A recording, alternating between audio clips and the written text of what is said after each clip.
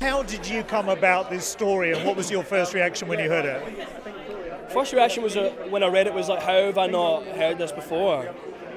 And then I was like, how am I going to do this? I had like 7 months, I shot a TV series, Outlander, and then I came into the project to get my head into it. I met James and he taught me through all the vision, literally kind of like picture boarded it all for me.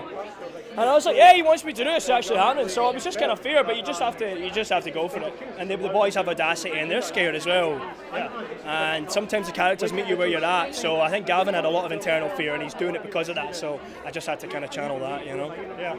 And you get to play them and you get to play the American them as well as the Scottish them. Yeah. How many kind of different hats did you have to put on to get through the whole thing? Well, two. Gavin, I imagine it was like Gavin and Brains. They're like two different characters. They're physically different. They have such different energies.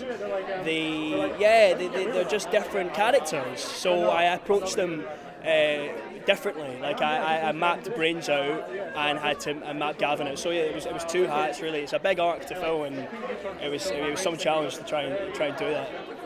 And for you, what's it like having such a vibrant character, and then having somebody like James directing you and trying to bring that performance out? But James has been here and done this and stood in front of a camera like this one his whole life, so he knows his frame well, really technically. But he just gave us the confidence to be ourselves, and the camera wants to see you. The character will come secondary. First of all, it's you in front of that lens, and he instilled in us the belief that you're enough. So yeah, it was incredible and really touching to hear it from someone like him, who's just such an idol for me.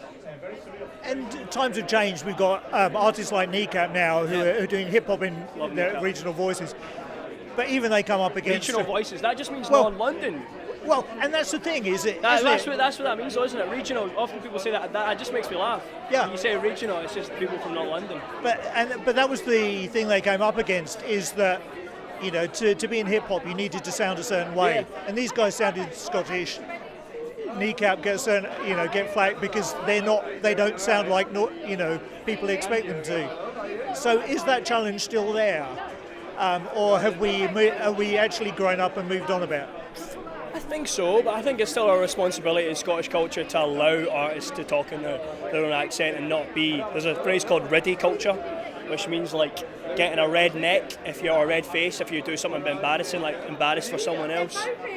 So I think it's up to us to allow ourselves to embrace our own culture and be proud of that. And like we shouldn't be looking approval for other cultures. Like when you believe in it yourself and you believe in Scottishness, like Ireland has, it flourishes and other people catch on. So I'm not blaming people for not hearing our accent and maybe laughing or whatever. You know, it starts with us, first of all. You know.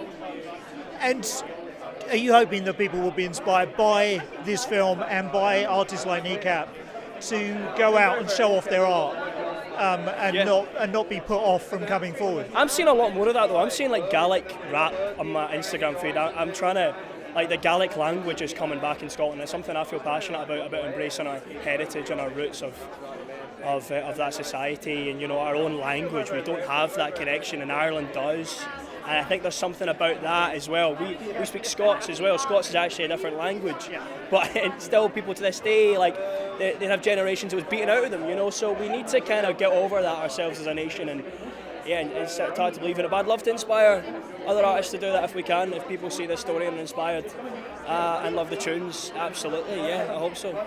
Excellent. Well, congratulations on this. Thank you very much, mate. Cheers, lovely chatting to you. Ladies and gentlemen, you're watching Hey You Guys! Hey you guys! Hey you guys! Hey, that's what they all say. Hey you guys! Hey